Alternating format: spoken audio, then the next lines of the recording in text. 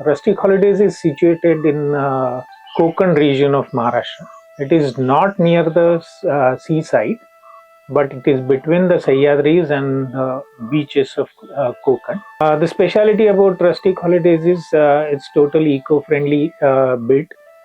It's built in the traditional way of mud construction in Konkan, which is commonly called as Mapacha Binti. But in Rustic Holidays, people mingle with each other and you are in midst of nature. So you get abundant nature to see, experience bird watching, wildlife, go to nature trails, jungle trails. We believe in the philosophy of being responsible while doing tourism business. It's basically to enjoy the nature and the heritage here.